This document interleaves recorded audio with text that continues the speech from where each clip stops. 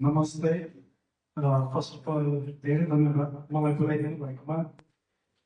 विदेशमा बसेर पनि हामी नेपालको आफ्नो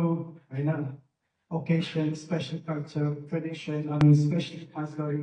गणतन्त्र दिवस हामी सेलिब्रेट गर्न सकेको छौँ एकदम खुसीको कुरा हो म जब बाटोमा आइरहेको थिएँ मेरो मनमा एउटा सानो कुरा थियो होइन हामी यो गणतन्त्र दिवस अभियसली स्पेसको कारणले गर्दा हामी लिमिटेड मान्छेलाई बोलाएको छौँ तर वाइ नट अब नेक्स्ट इयर होइन हामी यस्तो कार्यक्रम गरौँ कि हामी लिमिटेड मान्छेले मात्रै होइन अरू नेपालीहरू होइन जस्तो हामी नेपाली फेस्टिभलमा गएको थियौँ हामीले विश्वास पनि गरेको थिएनौँ कि यति धेरै मान्छे आउँछ तर मान्छे छ अनि इच्छा पनि कतिको छ so maybe next year why not होइन गणतन्त्र दिवस वि सेलिब्रेट हामी अझ ठुलो रूपमा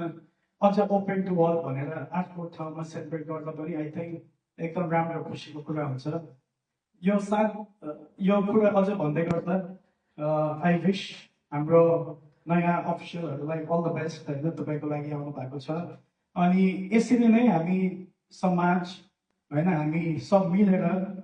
नेपालीको लागि केही राम्रो गरौँ